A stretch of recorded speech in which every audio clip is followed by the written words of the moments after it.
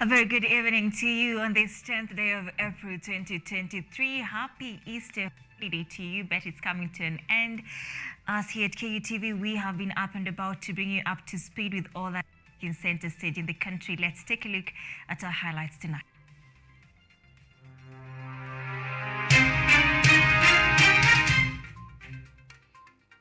Yet another bandit attack. 3 people killed in Samburu bandit attack as multi-agency security team recovers 40 stolen livestock in Laikipia.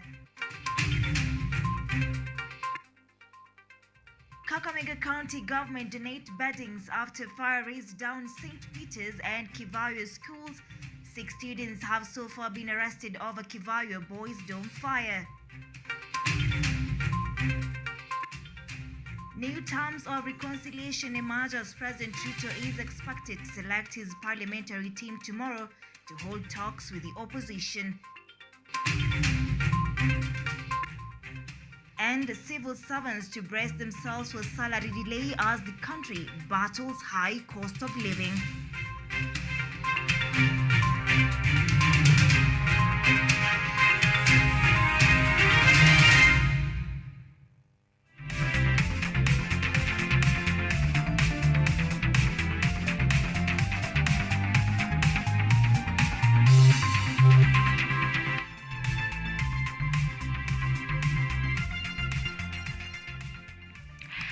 Even ODIAMBO is our sign language interpreter tonight. My name is ODIDA. Remember, we are streaming this broadcast live on our social media platforms at KUTV_Kenya.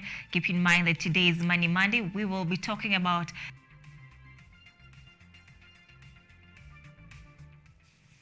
Now, 3 people have been killed by bandits in Samburu County during an attack in the area at around 1 p.m. today.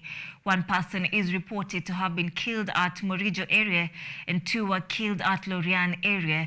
The attack happens even as the government intensifies security operation in the county.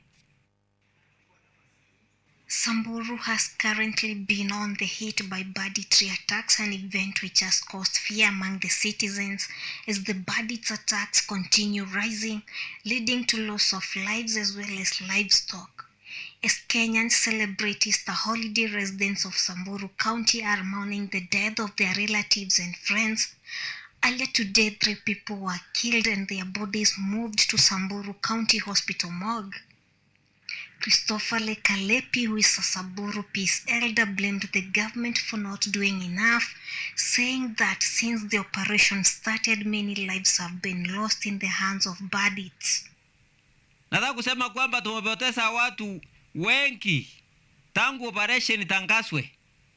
Na sijui ni kama operation imekuwa operation na kuja kutangaza tu kutangaza maiti. Lesulengo on his part has urged the government to provide the residents with guns as a way of protecting themselves. Sasa sisi nataka serikali atuangalie wala aturudishie bunduki kama mbeleni tujitetee. Although the government is battling with the bandits, many attacks have been reported in the region, leaving residents in fear. Dorothy Musyoka, KUTV. Now, a multi-agency security team has today recovered stolen livestock at the Tandare Valley in Laikipia County. According to a statement by the National Police Service, the security team received a distress call after bandits stole livestock at Limaiwe area in Baringa South Sub-County. The team pursued the criminals who were heading towards Korkoron and Tandare Valley, where a fire exchange occurred upon contact. The operation saw the recovery of 25 goats and 16 sheep, which were later returned to the owner.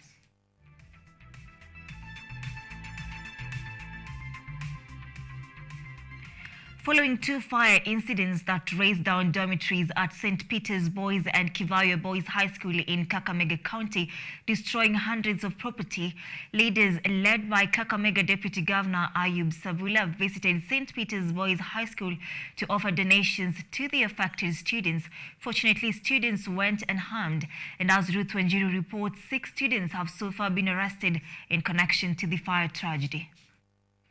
About 350 students were yesterday left without beddings after 2 fire incidents were witnessed at the St. Peter's Mumias High School and Kivoya Boys High School in Kakamega County. The first fire incident was reported at the St. Peter's High School, where a dormitory that accommodates 90 students was burned to the ground.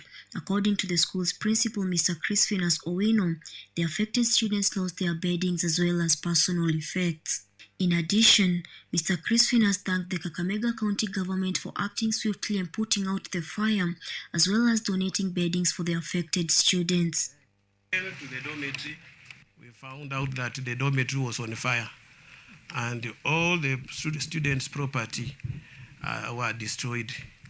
And therefore, I want to take this opportunity to thank the county government, because yesterday they brought fire brigade that was able to put off the fire. At Kivoya Boys High School, a similar incident saw 2 dormitories that accommodate about 260 students burned to the ground. In relation to the incident, 6 students suspected to have been involved in starting the fire have been arrested as part of ongoing investigations. Following the tragedy, various leaders led by Kakamega County Deputy Governor Ayub Suvula offered donation to the affected students at the St. Peter's Boys High School and urged the students to reveal the culprits for their own safety. The school is becoming sort of indisciplined because of characters of a few students. And I'm encouraging you students, kindly reveal the culprits to the administration, so that action can be taken. If you don't report them, they are likely to go to another dormitory. As investigations into the 2 incidents continue, no students has been reported harmed in either of the school. Ruth Wanjiru for KU TV. Now, talks between Kenya Kwanza Alliance and Azimio la Umoja One Kenya Coalition Party could begin this week, as the ruling coalition is set to select its representatives to the 14-member committee tomorrow. Azimio has already picked 7 lawmakers who will engage in discussions on the ongoing recruitment of commissioners to the Electoral Commission, IEBC, among other issues it listed on Thursday. President William Ruto has been adamant that only Parliament can address the opposition's concern on the Independent Electoral Boundaries Commission, IEBC. This comes after an agreement was struck between the 2 coalitions, with Kenya's President William Ruto and opposition leader Raila Odinga having agreed to hold bipartisan talks through Parliament to resolve issues raised by Azimio. It is in this context that we make this counter-offer to hold Ruto's call for dialogue. Considering the matters raised by our friends in the opposition, I suggest a bipartisan engagement in Parliament on the reconstitution of the IEBC panel within the parameters of the law. Azimio leader Raila Odinga unveiled a 7-member technical committee to lead Azimio in the bipartisan talks with the government, who include Ledama Olekina, Edwin Sifuna, Enoch Wambua, Amina Mnyanzi, Millie ODIHAMBO, David Kosing, and Otiende Amolo. Raila, however, cautioned to return to the streets if the talks are unsuccessful. We go into these negotiations holding a firm belief that our cause is just, our intentions are pure, and our goal is patriotic. We go into these talks convinced that some issues, in particular, lowering the price of food, is urgent, can't wait, and does not even need the talks. According to political analysts, they have stated that there are a lot of issues that led to the mass protest. Therefore, there need to be an extension of the bipartisan dialogue in order to cover the multitude of issues being experienced in the country. Coming exactly 7 days after President William Ruto offered the opposition boss an olive branch and proposed bipartisan talks instead of mass action, the DP insisted that Raila should first admit Ruto won the election. Before we can even agree to even talk to him, he must first acknowledge in public that President William Ruto is the president of Kenya. So the issue of us having a discussion does not even arise because he says he doesn't recognize William Ruto as president. So how do you talk to somebody who doesn't recognize your legitimacy? Last week, President Ruto met with Kenya Kwanza members of parliament where it is said he instructed them to make the negotiation process successful to prevent further destruction of properties as the Azimio team threatens to revive the protest if the talks fail. Edward Nyamo, KUTV, Nairobi. Now, civil servants in Kenya have been warned to brace themselves for more salary delays amid a worsening economic situation in the country. National Treasury and Economic Planning Cabinet Secretary Njuguna Ndung'u stated that national government is facing financial constraints, saying it has been caught between underperforming revenues and limited access to finance as they seek to narrow the borrowing headroom in the country. The national government is caught between two extremes, high level of debt financing and financing constraints due to limited access to finance in the domestic and international financial market. On average, Treasury requires about 50 billion monthly for civil servant salaries and another 8 billion for payments of pensions. According to National Treasury Principal Secretary Dr. Chris Kiptoo, and I quote, "The government is facing a financial crisis with the Kenya Revenue Authority having missed its latest revenue targets by a whopping 67 billion. This has led to Treasury struggling to raise funds for disbursement to counties and even to ministries, departments and agencies, with county governments owed 92.5 billion in delayed January, February and March equitable revenue share remittance." End of quote. However, according to the Treasury, the government collected 1.83 trillion between July 1st, 2022 and February 28, 2023. Out of this, 727 billion was used on current expenditure and 694 billion on public debt. Speaking in Nyeri over the weekend, Deputy President Rigathi Gachagua admitted that the government had no money to pay salaries and remit to counties. The second in command blamed the handshake for the heavy debt burden that left the country in a bad economic state. There is no way we can agree to a handshake because it has happened before and it ruined this country. It is true we are having challenges in paying salaries. We are having challenges in giving money to governors because the handshake government ruined this economy. They borrowed money left, right, and center. And because we are responsible government, we have to pay this money. Last week, some loans had matured. And they have to be paid because we have obligations. Whatever money we collect is what we spend.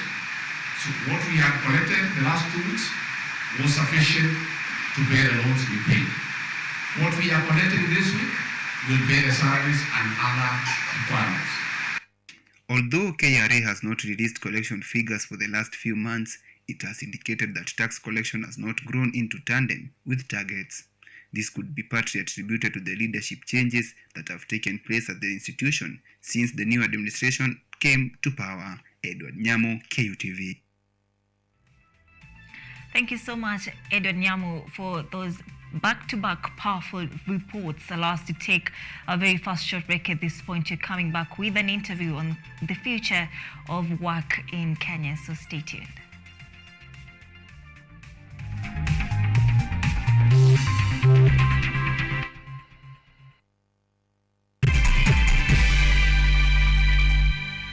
Are you an aspiring media practitioner, a graduate, or you just want to advance your skills in television production? Then welcome to Kenyatta University, where education meets innovation. KUTV, the premier university television station in Kenya, is now offering short courses in TV studio, field technical operations, and video editing. Through these courses, you will acquire hands-on skills on camera operations, media production, lighting techniques, audiovisual editing, and sound and visual control, and how to operate key equipment in modern TV control room. Enroll today at KUTV and discover your full potential in cutting-edge TV broadcasting. Graduates of these courses will receive professional certificates. For more information, visit our offices at KUTV Studios or call us on 020-870-4252 or 020-870-4255 or SMS us on 0739-110-544. KUTV, a new experience.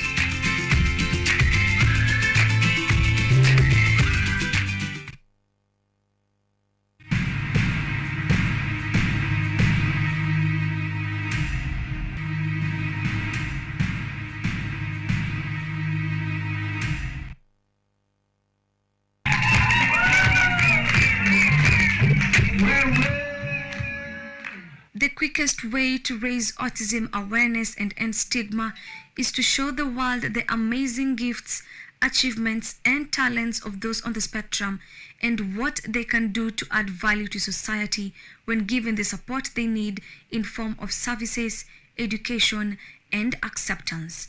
Mr. and Miss Autism Kenya 2023 aims at raising awareness of autism by providing a platform for those on the spectrum to showcase their talents and amuse the world. This year's events will take place at Sportsview Hotel Kasarani on Saturday the 15th of April 2023, and the entry is free. You can support us by becoming a partner. Call us on 0702 623359. Mr. and Miss Autism Kenya is proudly brought to you by Step Up for Autism and KUTV, powered by ODIDA's Foundation. Technology, science, innovation, ICT, and research. These are the ingredients upon which the solutions to the 21st century problems are founded. In a world that is rapidly changing, it's all hands on deck to ensure a balance in all fields of life.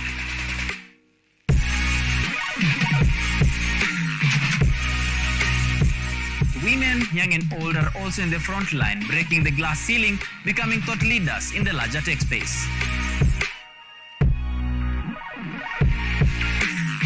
Not forgetting other societies marginalized. And when the tech Avengers come together, we inch closer to a much safer, efficient, and sustainable world. What we view as a norm in today's advanced world was just an idea, and for nostalgic reasons, we trace back to the iconic days to bring you the retro tech. On Tech Innovation Show, we encapsulate all the pillars of the fourth industrial revolution, decoded in a language, all for one for all. Every Monday at 8:30 as we push the mantra, keep learning something new each and every day. Only on KUTV, a new experience.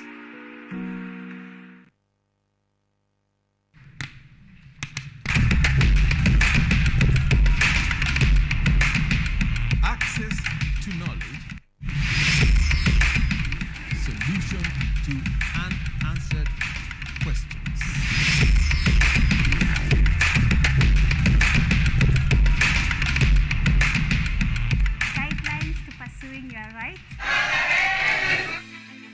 And repossessing your property, intellectual or material.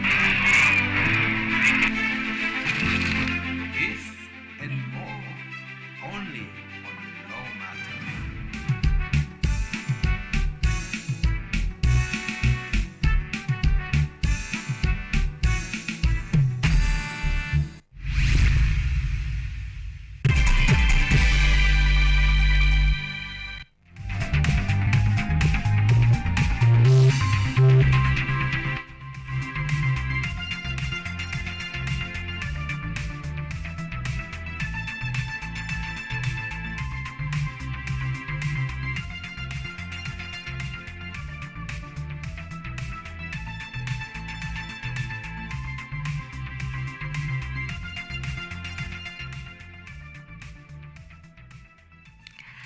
Welcome back. Thank you so much for staying with us. You are watching KUTV Primetime News, and it's time for our discussion of the night. We are talking about the future of work. Now, amid widespread anxiety, worries and hopes about automation, intelligent machines are technological advancements and innovations driving us to a jobless future and replacing humans, are they?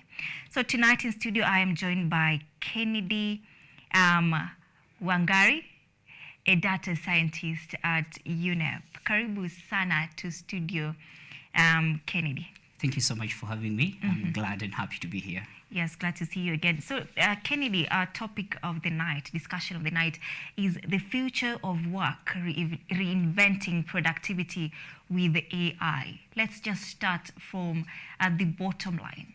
For somebody who's watching us now and he is hearing that word for the first time. Personally, I had to research, to do a very proper research to really know more about what an AI is. That is artificial intelligence. Yes. to, in a layman's language, what is this really? Basically, when we talk of artificial intelligence, this is where we building applications. That's our computer applications. We program them to mimic human intelligence capabilities. That is, we're looking at the capabilities of a human being from a machine vision, how a human being is able to look at something, to infer and make a decision. The voice capabilities, how a human being is able to speak, that's, and also in terms of also on their voices.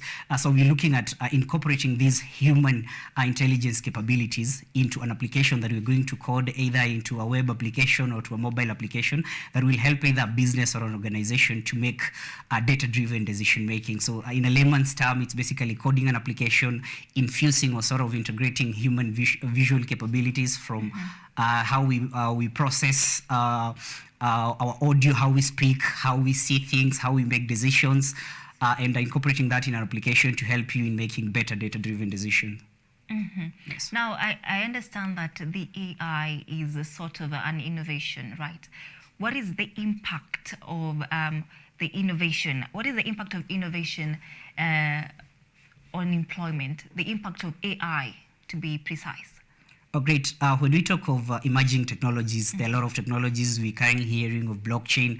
We're talking of robotics. We're currently also talking of metaverse. And now in the era of artificial intelligence, AI has really come in handy to revolutionize the working places, from the employees to how we work, to the various companies' workflows and processes. And for us to better understand is that, one, there have been those traditional jobs and roles that with the advent of artificial intelligence, they're sort of becoming obsolete, or they're being now replaced with better data-driven applications, or rather better roles. We're also getting to see an emergence of new roles. And a good example is currently we're talking of a high demand of data professionals. I'm a data scientist.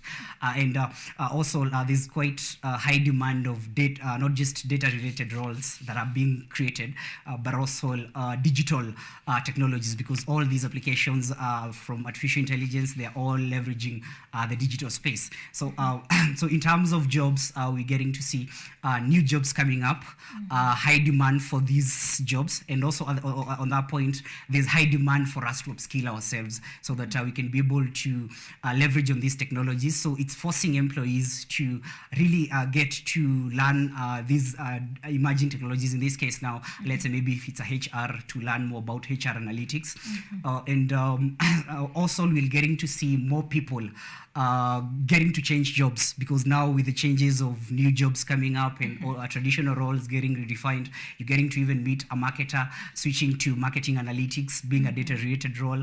And more, and what I'm excited about with the emergence of these technologies is that there's a rise of startups and companies that are leveraging now these such as ChatGPT and all these these emerging artificial intelligence applications. So we're getting to see startups and companies that are being able to tap into these AI tools, they're able to fine-tune them and build their own applications around the same. And that's quite exciting, because now it's opening more opportunities in terms of digital opportunities and opportunities to build startups. Again, the key thing with AI in implementation of artificial intelligence in the industry and in the workplaces has been the automation. There's those mundane or those redundant tasks, let's say maybe scheduling tasks, writing lists and such and such. So AI has really come in handy to help an employee to be able to automate their routine tasks. And what this means is that for us as employees, I'll now be able to focus more on other strategic and maybe entrepreneurial tasks. And this means I'm now being able to focus more to be more productive and to be more effective. So I would say those are the different ways that AI has really been able to revolutionize the workplaces, and would go on and on and on. And that's why there's need for us to understand these emerging technologies, AI, and how all this fuse into the workplace. I understand this is a very complex topic, but you have mentioned another term, that is ChatGPT. I understand it was launched in 2022, right? Yes. So kindly tell us, what is ChatGPT? Great. ChatGPT is an artificial intelligence application that mainly leverages on language models to basically help anyone to make human-like interactions. And by that means that you can be able to type a prompt, a question, and it's able to intelligently give you human-like interaction and response. We're also getting to see ChatGPT helping developers who build, again, we talked of AI being computer-based applications coming in handy to help build what we call low-code applications, so helping developers to debug the applications.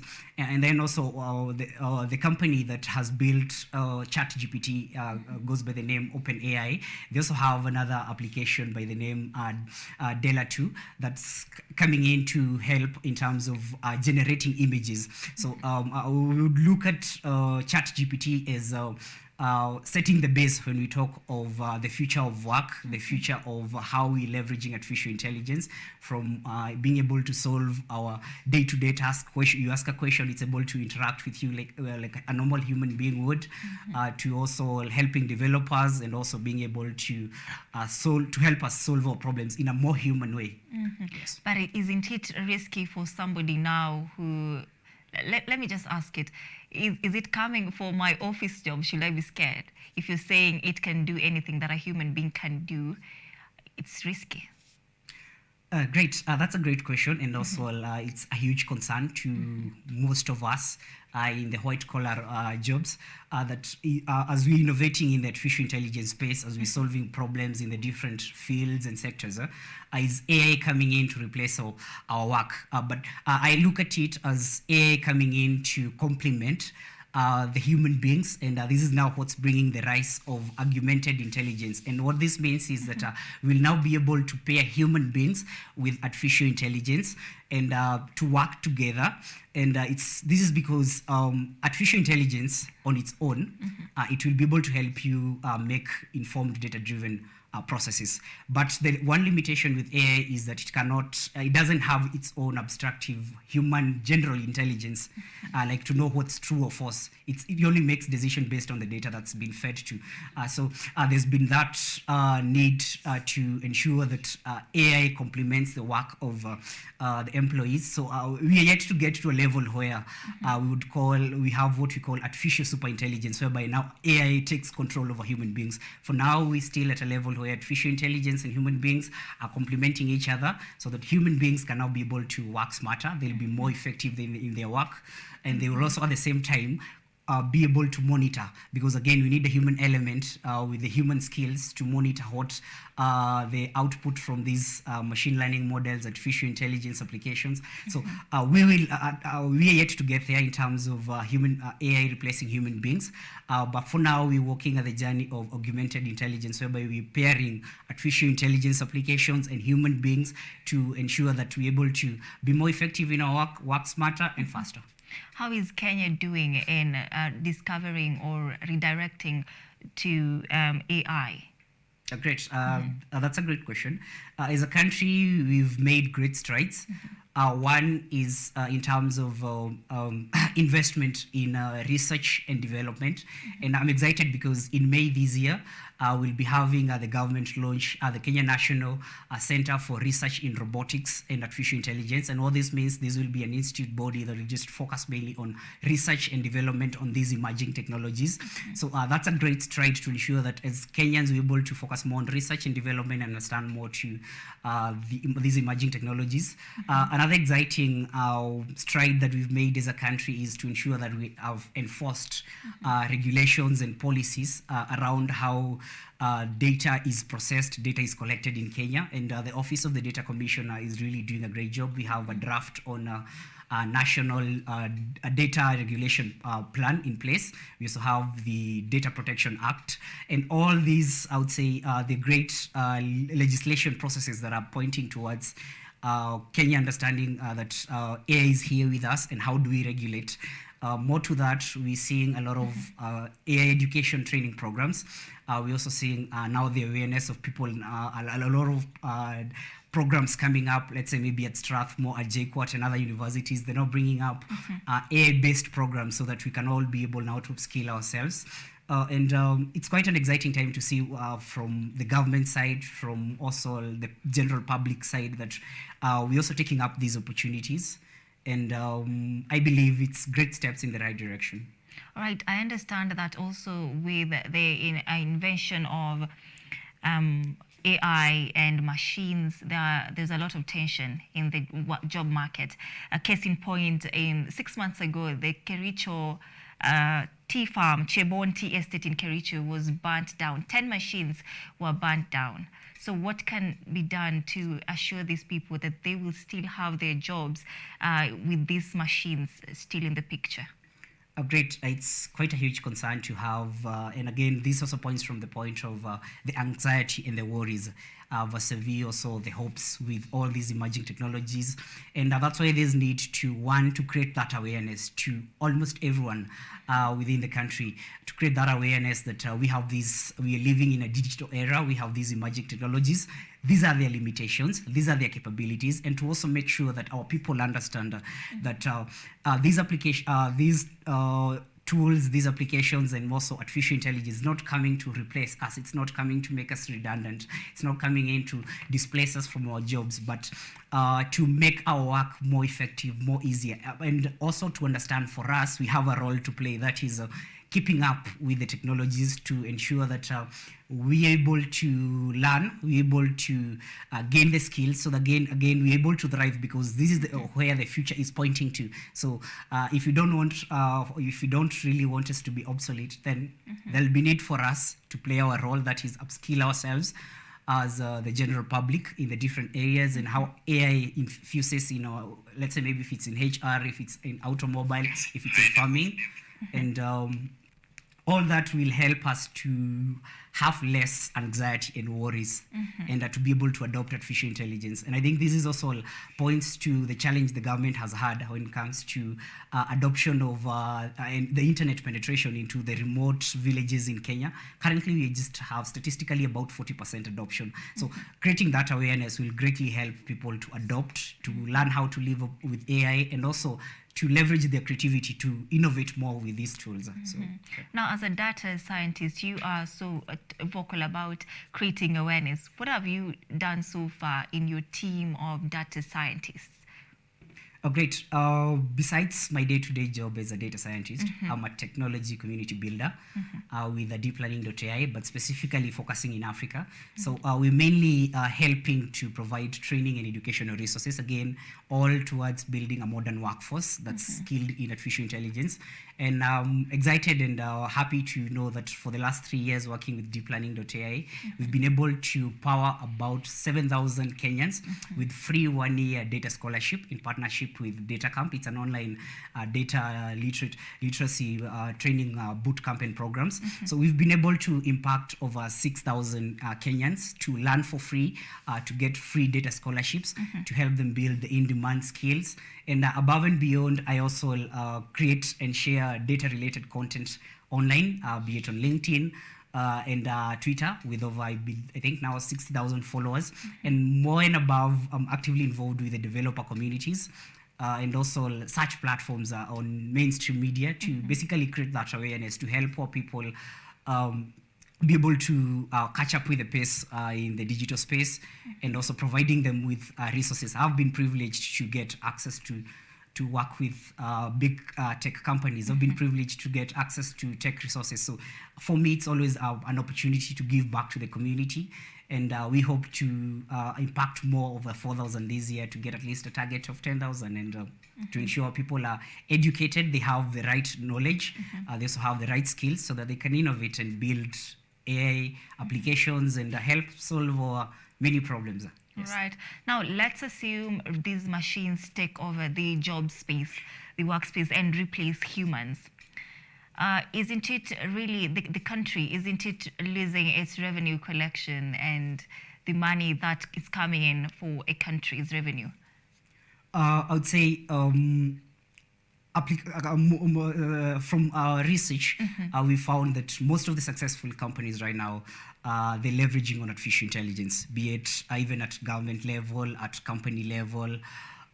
Companies that are already innovating, because again, we're in a data-driven economy. We're generating data day in, day out. So if a company is empowered to understand its data, to understand its people, its operation, that means that the company will be able to see further.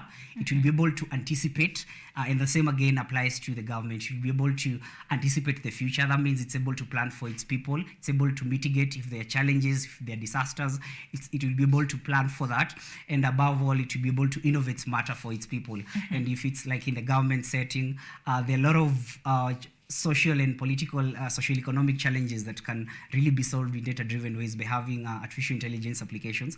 But the challenge we've had is the government. A good example is on the build-up to the 2017 election, there was a proposal to have a blockchain AI-powered electoral system. That means no one will be able to hack through it, but because of the politics and everything, we didn't get to have that application get to see the light of the day. So for me, I think we need to, one, create that awareness to even to our political class, so that they can be able to ensure, to enforce and ensure that AI is at the forefront. And that means it's safe for the common mwananchi. Yes. It's again, its implementation level, it's also safe for the general public, because again, AI comes with a lot of legal, ethical, and regulatory challenges to it.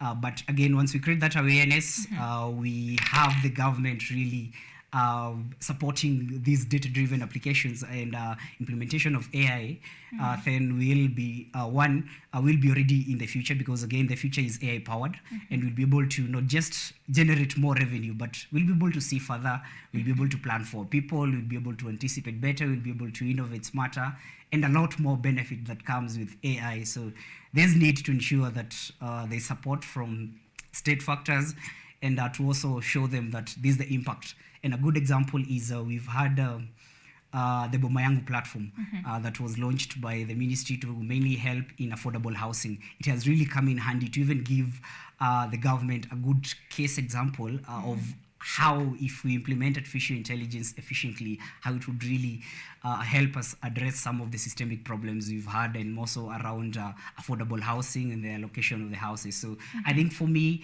let's ensure that from the state and legislative class, we get the support from them. They get to understand why there's need for us to innovate with AI, or else we become obsolete, and we'll just be the only country that's underdeveloped, because the rest of the countries in Africa, the European countries, they're way ahead of us.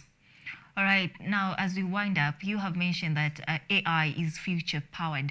What should now workers do to upskill, adapt, and build better jobs now in this day and age where intelligent machines are taking over? Great. One is to have them push or to engage the employers so that they can provide more professional development opportunities for them to train in artificial intelligence. It could be online, it could be boot camps. There are already programs, let's say, in Kenya. And this means that the employees will be able now to be more effective in their work, to be more productive. Also, I think another great way to is to ensure that we are all keeping ourselves up to date with what's happening, because it's the data in the tech space, it's highly evolving. And also more so to ensure that we, the change makers, we're the people advocating for artificial intelligence adoption. And well, I would say mainly to ensure that we're able to access professional development opportunities to learn and yes. All right. That is Kennedy Wangari, a data scientist at UNEP. Thank you so much, Kennedy, for making time for us once again. We do appreciate your time. Okay, allow us to take a short break at this point. Of course, we are coming back with more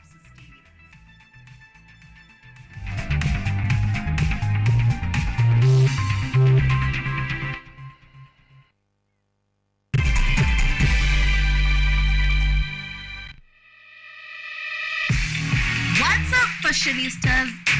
Looking for a show that brings you the latest in the world of fashion, glamour, creativity, and style?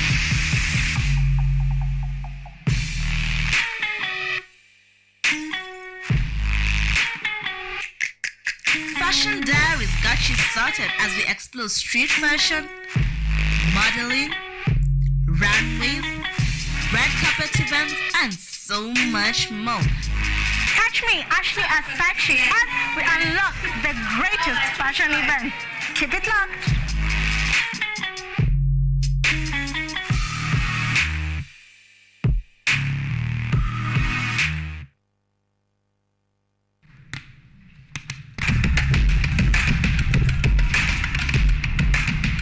Access to knowledge, solution to unanswered questions.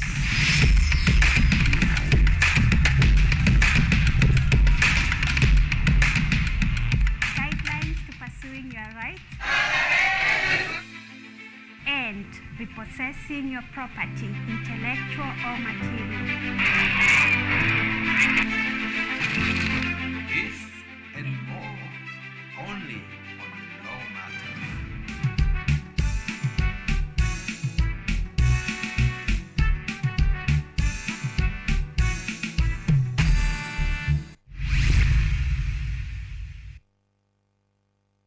Hello everyone, this is the new chapter of Let's Be Fit. I'll be host DiCaplo.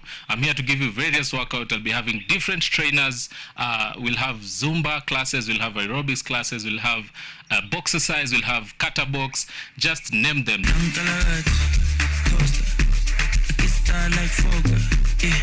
Pull up in a beam, too much, too clean, I'm taller. I don't foster, serious another. A big time player, trip too big and ganja. I went flexer, Tina said gym, too hot. The show comes every Thursday from 6:30 a.m. to 7 a.m. Keep it locked, make sure we keep fit, and that's it from me to you. Let's be fit. Big and ganja. I went flexer, Tina said gym, too hot like a heater. My neck done froze like winter. I'm very young, liquor, straight to me picture. Are you an aspiring media practitioner, a graduate, or you just want to advance your skills in television production? Then welcome to Kenyatta University, where education meets innovation. KUTV, the premier university television station in Kenya, is now offering short courses in TV studio, field technical operations, and video editing. Through these courses, you will acquire hands-on skills on camera operations, media production, lighting techniques, audiovisual editing, and sound and visual control, and how to operate key equipment in modern TV control room. Enroll today at KUTV and discover your full potential in cutting-edge TV broadcasting. Graduates of these courses will receive professional certificates. For more information, visit our offices at KUTV Studios or call us on 020-870-4252 or 020-870-4255 or SMS us on 0739-110-544. KUTV, a new experience.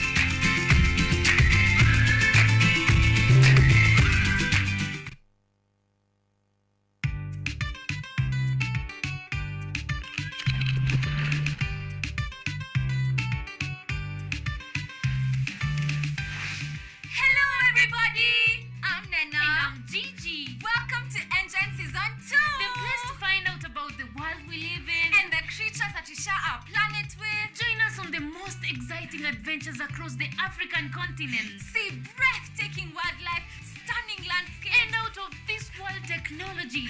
Meet incredible scientists and learn fantastic facts. Explore, discover, be amazed. Be part of the next generation of African change makers. Be a part of Engine, Africa's #1 science discovery program. Yay!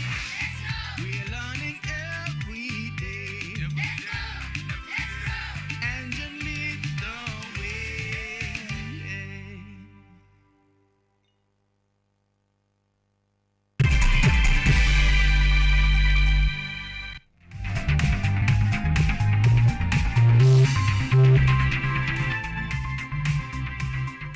Welcome back. Thank you for staying with us. You are watching KETV Primetime News.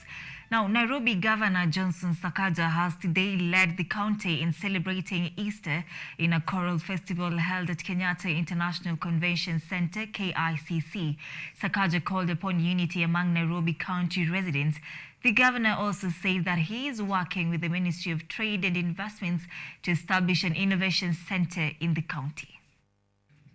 As Christians from all over the world commemorate the resurrection of Jesus Christ today, Nairobi Governor Johnson Sakaja led Nairobi in celebrating the occasion in a choral festival held at the Kenyatta International Convention Center. Governor Sakaja, who quoted a biblical scripture, called upon Nairobians to live in unity without minding ethnic differences and reiterated that he is working with all leaders from across the political divide to ensure unity in the county. We were just having a discussion. This is my brother. We were having a discussion. Nikasema sasa tumefanya Nairobi Festival. Na hiyo ni kama ilikuwa ya I don't know how to put it. Ya sherehe. Sasa ya kanisa tufanye gani? Senator Edwin Sifuna reiterated that despite political differences, he will work with governor and support his development projects, including oversighting the expenditure of funds allocated to the county. Governor, kwanza wacha niseme kwamba as your senator, and you know that I'm also a member of the County Public Accounts Committee, bado hii nitafanya oversight ya hii event. Nimesikia mkisema pesa walisave pesa kidogo mahali fulani na fulani, lakini lazima nichunguze, si ndio? Sio ndo mlinichagua nifanye? Trade Cabinet Secretary Moses Kuria stated that he is working with the county government of Nairobi on a project to establish an innovation center worth 500 million at Nairobi's Jamhuri Showground. Kitabu kila governor nakuja, I am going to drive out cartels. Mwingine nakuja, going to drive out cartels. Na mimi pia niko na cartels. Cartels upande wa biashara. Cartels za watu wengine wachache wanataka kumonopolize watu wengi. And I'm also in a battle for that cartel. We're putting together $500 million. Anatoa 250 million, mimi natoa 250 million. Nairobi tuweke center ya innovation na aggregation ya all our ideas, our startups, our young people wapate mahali ya kufanya kazi na biashara pale Ngong Road kwa ward ya DNG hapo showground. The event, which involved competition in performances among different choirs, will see the winner walk away with 2 million shillings. Governor Sakaja says that the county government is committed to ensure that the event is held every year. Joseph Kiss, KUTV.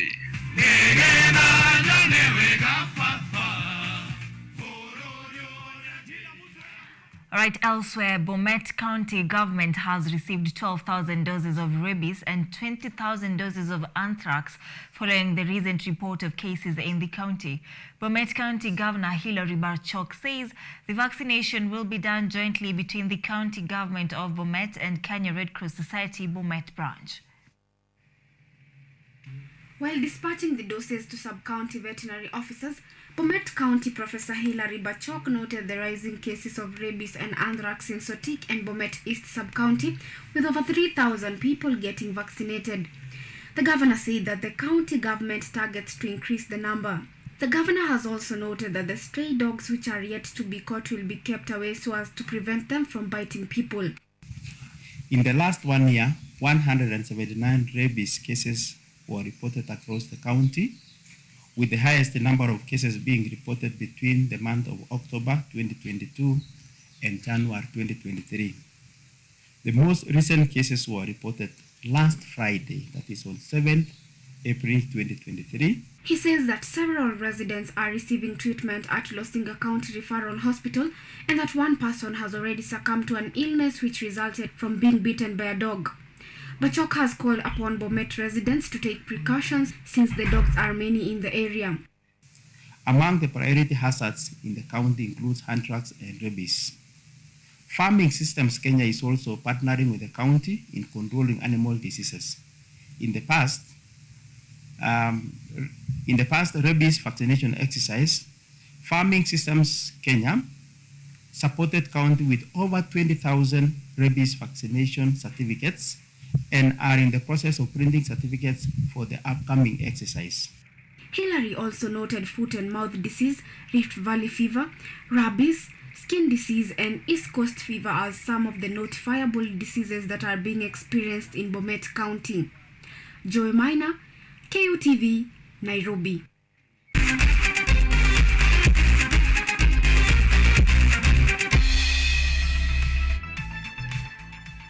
Now in sports, the Women's Premier League 2022-2023 season is taking shape with two teams firmly in the race to win the prestigious title after 3/4 of the season has already been played. Gospel women top the standings by virtue of a superior goal difference against second-placed Vihiga Queens after accumulating 34 points. Nakuru City Queens and Thika Queens are third and fourth with 28 and 26 points respectively. It is the first time in more than 6 years the local scene is witnessing such cutthroat competition in Women's Premier League that continues to grow.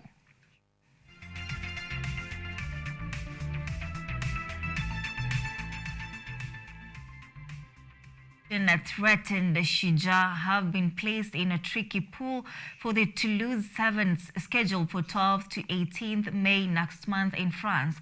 Kenya national rugby team bagged 7 points from Singapore after losing 26-10 to Spain, 26-10 to Spain, and they now face a fight to save their course status after an error-strewn performance over the 2 days.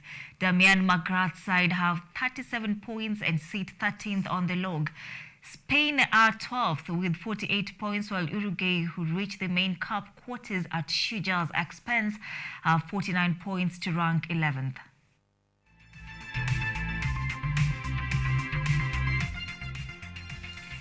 Now onto EPL weekend review. Arsenal blew a 2-goal lead in a pulsating 2-2 draw at Liverpool yesterday to give Manchester City